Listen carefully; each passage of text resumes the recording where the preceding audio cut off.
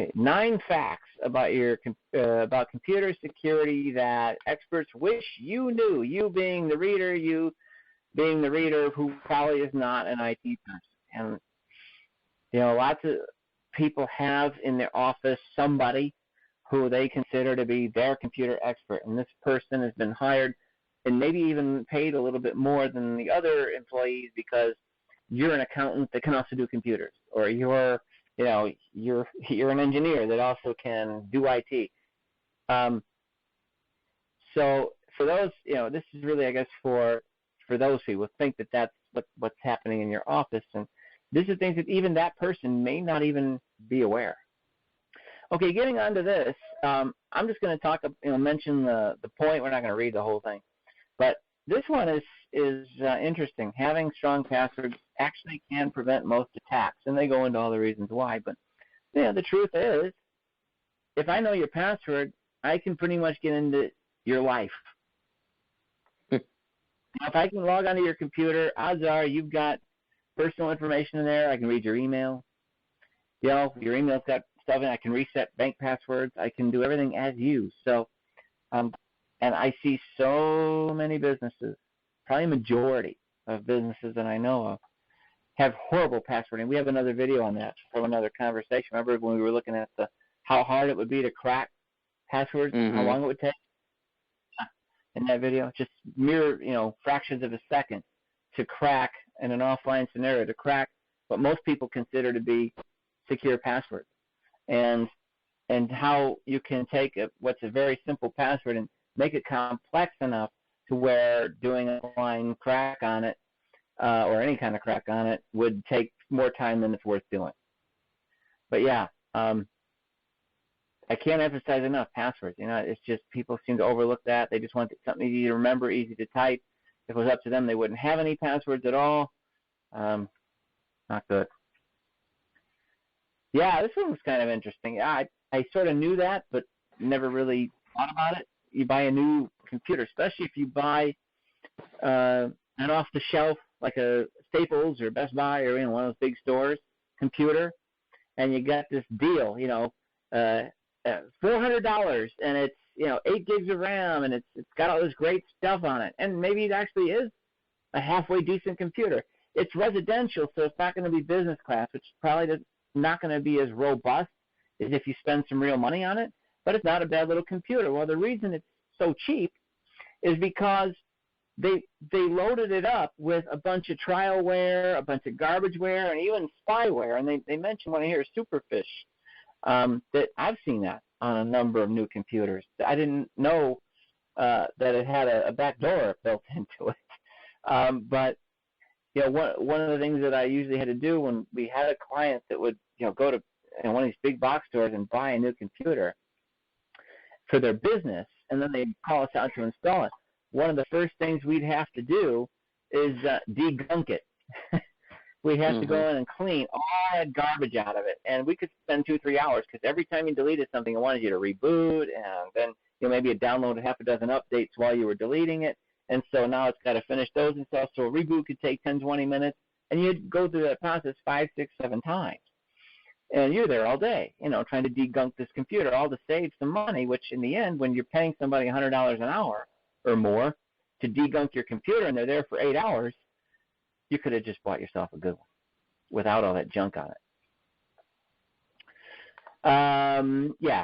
There's no such thing as it's saying that our software is totally secure. It's like saying a lock is pick-proof. I forget what examples they use here, but there's no such thing as a pick-proof lock. Nope. There's no such thing as a completely secure program or firewall or anything like that. That's why in the world of security, we actually implement, multiple layers of security, everything from the firewall to the host firewall, the ones that sits on your actual computer desktops, to software restriction policies, to written company policies, to, not allowing cameras and things in place. It's a putting locks on the doors of the server room, surveillance cameras and things like that. I mean, we try to approach it from as many ways as we can. But, nothing is totally secure. So, anyone who tells you that is either doesn't know what they're talking about or they're embellishing I'm trying to make a sale. Yeah.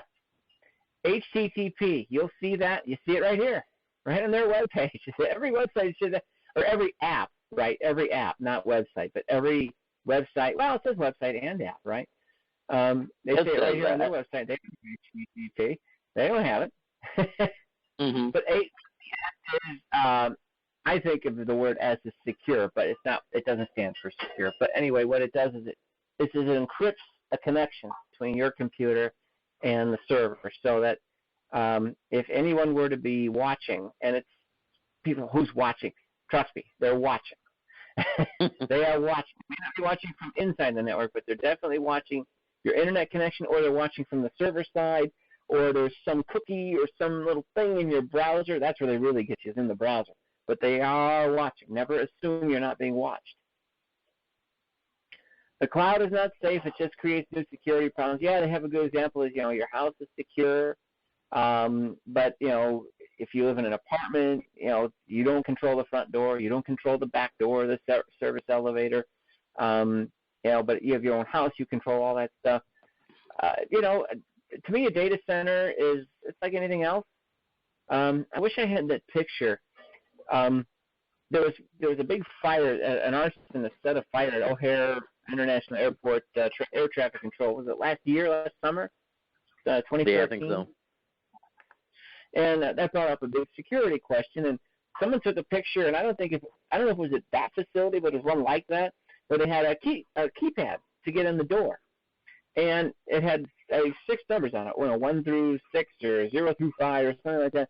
And you could see that it's been there a while, because you could see that the 1, the 2, and the 3 were all rubbed out, and the 5 and 6, the 4, 5, and 6 were fine. They were like new. So you just went, well, gee, I wonder what that password is. So software updates are crucial. Yes, and we tell people this all the time, right? In fact, next week, right? This is the first week of March. Next week is what's called Patch Tuesday. So Microsoft has, since last second week of February, Microsoft and the developers and just people like me and others who noticed vulnerabilities in Windows and Office and all Microsoft products have made Microsoft aware of those vulnerabilities. Hey, I figured out how to break into your Windows. I figured out how to break the security on this. I figured out how to hack that. So on the second Tuesday of every month, Microsoft actually puts hot fixes out. They put fixes out for that. Security patches, fixes, feature updates, all that stuff happens on the second Tuesday/Wednesday of every month. And it's not just Dell. Adobe does it for their Flash Player and their Reader, and Java does it. You see those pop-ups a lot. They're important to do. These are things that people have figured out. While they may not have figured out how to attack it yet, if they have and they're actively attacking it, it's an exploit. If it's just something that we're aware of that hasn't been exploited yet, then it's a vulnerability. But you want to plug that hole before it's an exploit. Okay, yeah, hackers are not criminals. I don't know why that's on the list. I mean, it doesn't really help us much to know that not everyone who's hacking is an enemy. But okay, yeah, there's lots of us that hack networks, not for malicious reasons. We've been maybe asked to see if we can do it, to see where the vulnerabilities are. I've tried to hack my own network just to see, how hard it would be to do. And by doing that, I was able to figure out that, hey, some of my passwords, my Wi-Fi passkey, all that's a little weak. So we fixed all that. This one, I don't know if this one should be on the list at all. I mean, this is kind of talking more to people who are these actually this one and this one. Do you have any more? Am I just out of touch, or are these things that people know about? Cyber attacks and cyber terror are rare. Okay, they're rare, but they make the news. And the ones that make the news, in my opinion, are the ones that are big companies. Chase, some big insurance company, an airport. Yeah, but plenty of cyber attacks happen on small businesses and medium businesses and residents every hour. I mean, they're just happening all the time. I mean, I don't know why they would put exceedingly rare. That to me is that's irresponsible of them to even say that. it happens constantly. People are always being attacked. If you look at your router more logs, than we want. Yeah, if you look at your router logs to your internet, and you see how many times your internet service IP got scanned you see what ports it's listening on today or just in the past hour, you would be fairly alarmed. And get, by the way, a good router. I learned yesterday that the software used, or firmware, sorry, the firmware used in a lot of the cheaper routers, and by cheaper, Linksys was not on the list. D-Link, I don't think was on the list. What are the other big residential ones? Netgear, not on the list, but there was one, I think Realtek, they make network adapters. They make really good network adapters. I think they were on the list. They use this firmware. It's like a cookie cutter firmware that actually they left the administrative password and username in the firmware, and it leaked out that the administrative password and username is the word super. So username is super, password is super.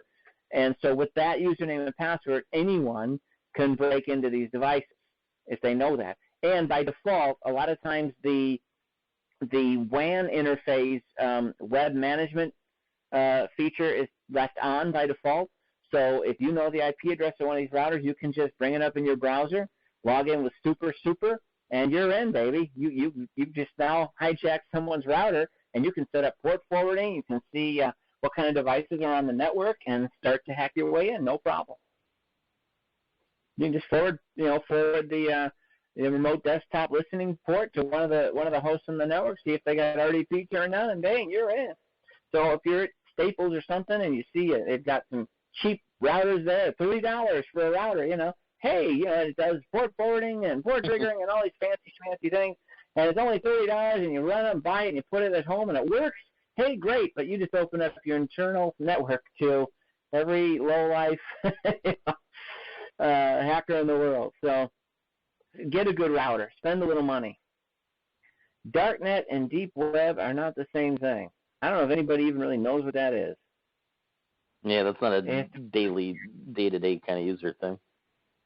Yeah, and I don't know why, 9 things that we wish you knew for security. That was definitely an odd choice to end it with. Yeah, I don't know where that one came with it. But there is an interesting, so little things like that. So I would say number 9 should be have, 9 things. Yeah, everyone should have someone who really knows what they're doing monitoring their security.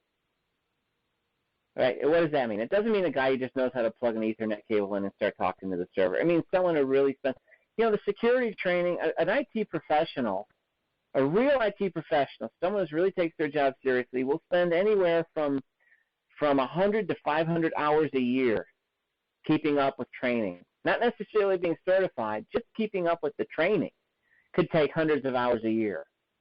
And your receptionist, your accountant, your whatever it is that person is in your office, your quote computer person that does all that, I doubt they spend 1 hour a year on training. And you got to think about the difference of the knowledge that someone who really takes the time to learn all this stuff has versus someone who doesn't do it at all. Is that the person you want managing your data, managing your network, managing your security, and doing all that for you? Just this day and age, not a good idea. Anyway, I've politicized that enough.